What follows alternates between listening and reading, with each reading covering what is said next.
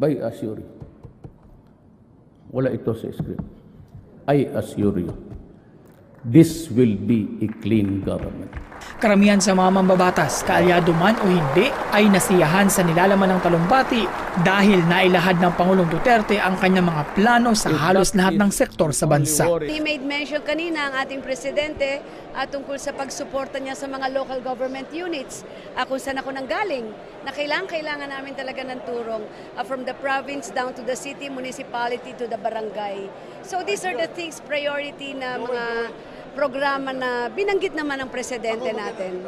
So definitely, I'm part of the majority. I will be supporting him. Naging sobrang abala ang ating gobernadora kasama ang ilang mga opisyal ng pamahalaang panlalawigan noong nakaraang linggo.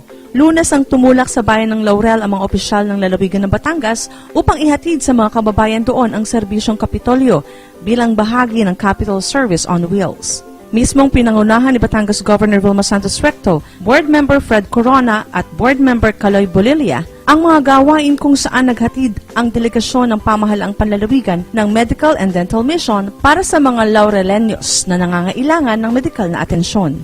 Kasama dito ang libreng konsultasyon sa mga doktor para sa iba't ibang karamdaman, pamamahagi ng libreng gamot, libreng dental services o bunot ng ngipin para sa mga bata at matatanda. Ang medical mission na ginagawa natin ay may kinalaman sa inyo, mga nanay, tatay, sa ating senior citizens, sa kabataan. Kunin natin ang pagkakataon ito sa medical mission kasi kung sino man yung may sakit ay magawa na po ng paraan. At ngayon, nanay, yung mga titi natin, kunin na natin ang pagkakataon para po sila yung mapacheck up, okay? At meron naman mga gamot na iiwan po sa iyo. Naging tampok din ang pagbibigay ng tulong pinansyal para sa mga naitalang naapektuhan ng Bagyong Glenda, kung saan ay tumanggap ang may 307 recipients mula sa 20 barangay sa nasabing bayan.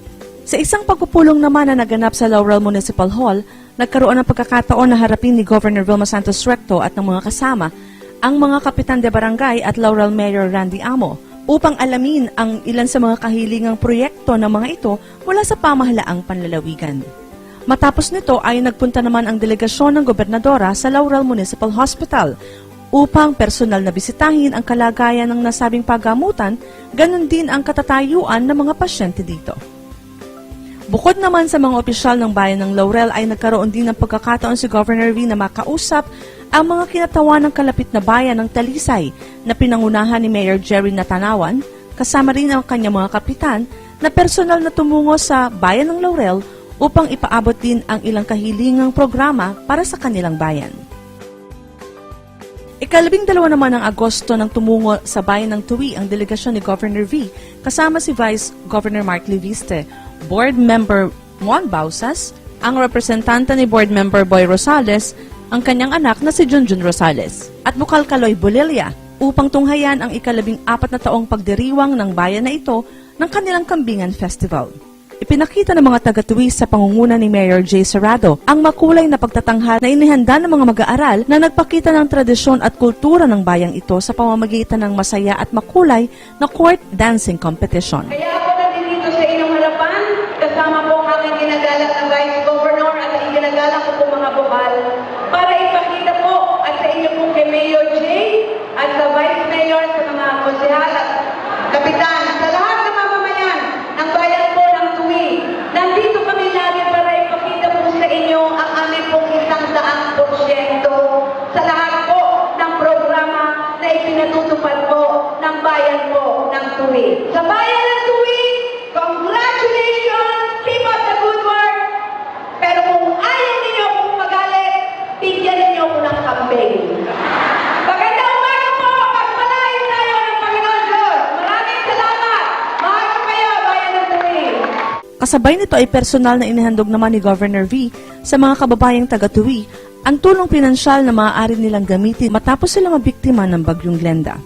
Matapos nito ay humarap ang gobernadora sa mga opisyal ng bayan kasama ang mga kapitan sa barangay upang dinggin at alamin ang mga kahilingang programa ng mga ito mula sa Kapitolyo. Ganon din ay nagkaroon ng pagkakataon ng gobernadora na ipahayag ang mga nakalatag na programa na hatid ng Kapitolyo sa lalawigan ng Batangas para sa taong 2014 hanggang 2016.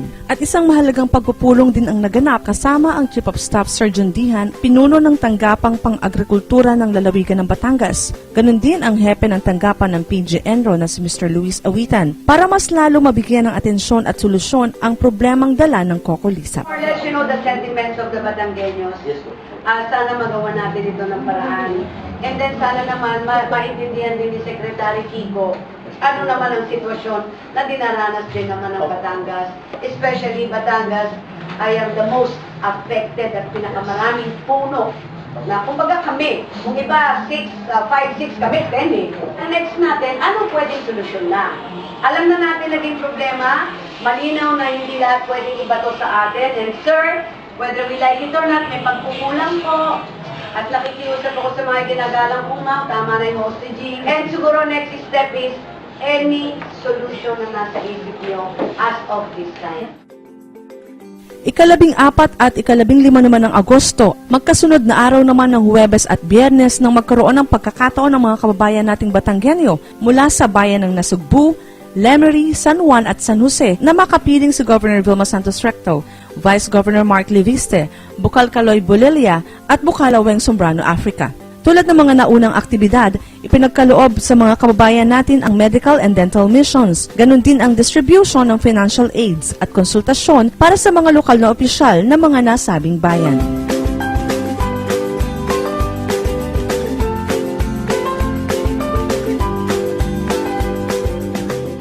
Ako po'y nagpapakatotoo sa inyo, sa ngayon po ay hindi madali. Mabutit maayos-ayos pa ang Batangas. Paano na yung ibang lalawigan na sadyang nakasalalay lamang sa tulong ng national government? Tama ba? Pero ganun pa man, kaya natin ito at pinasabit naman ni Senador Ralph Recto yung mga dapat na po pwedeng itulong pa sa lalawigan ng Batangas. Nanay, tatay, hindi man po kalakihan ang po pwedeng isuporta o i-augment o itulong sa calamity fund.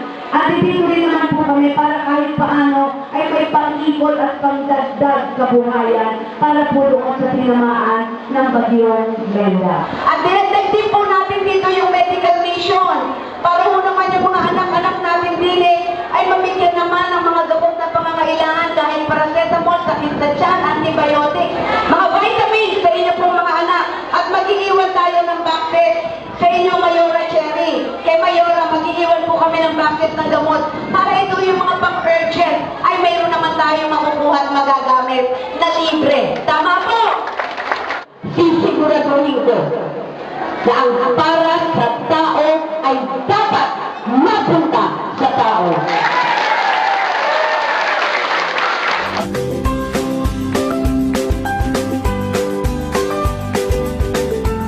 Kasama sa isang linggong medical and dental mission at distribution ng financial assistance ang mga tanggapan ng Provincial Health Office na pinangunahan ni Dr. Rose Ozaita at Provincial Social Welfare and Development Office na pinangunahan naman ni Ms. Joy Montalvo.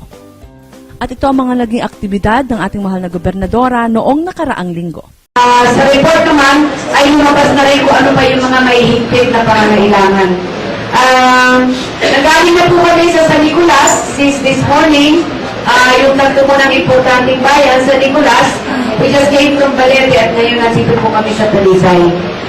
Meron din kami dala na isa sa reassessment na pag-usapan, yung mga karagdagang pangangailangan muna. Meron po ba kayong mga evacuees ngayon na nandito o bumalik mo na lahat?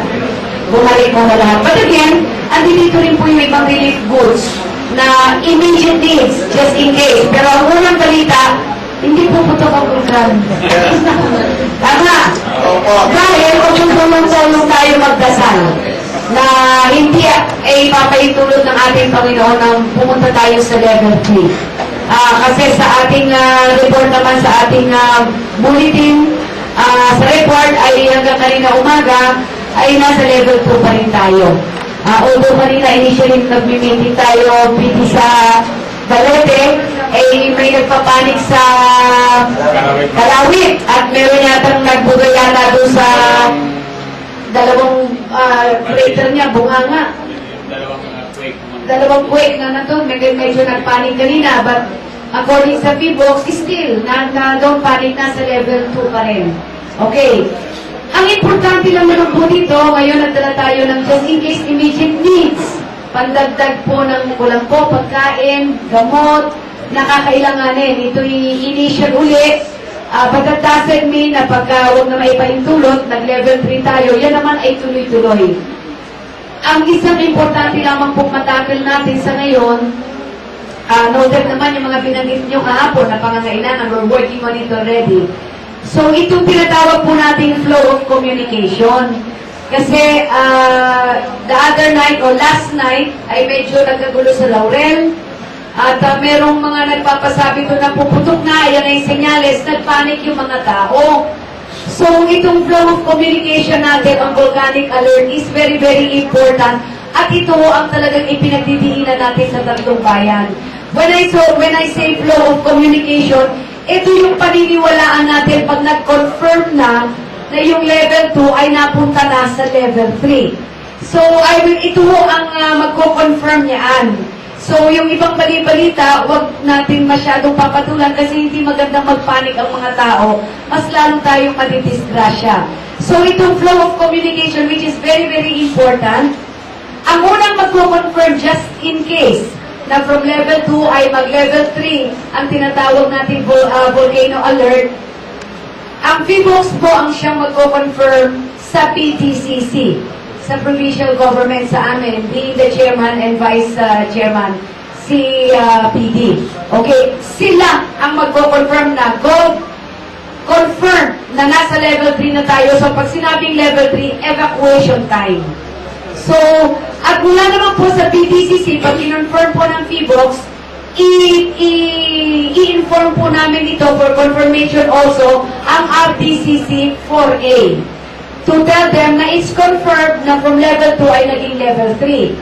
From RTCC 4A confirmation, back to PTCC sa amin po, at kami mismo through PTCC ang mag-i-inform sa MDCC para sabihin namin confirm level 3 at go na para sa evacuation.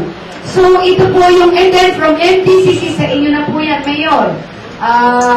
Through you, ay kayo naman po ang magbibigay po ng confirmation sa BDCC sa inyong barangay. Higit sa lahat, ito pong dalawang sitio na nandito po ngayon sa atin sa may Tabla at sa Isidro na nandun mismo na malapit sa crater. Pinabanggit ko lang po ito because itong mga dumating na situations since our last meeting Monday, itong mga nakaraang araw, yung mga nagpapapanik na kung ano-ano na malapit na pumutok, nagpapanik po ang mga tao, which is not good. So, binabahagi ko po ito sa inyo dahil ito po ang flow of communication natin para masiguro natin na confirm kung talaga nga nag-level 3 na ang ating pong Taal Volcano. Maliliwanag po ba?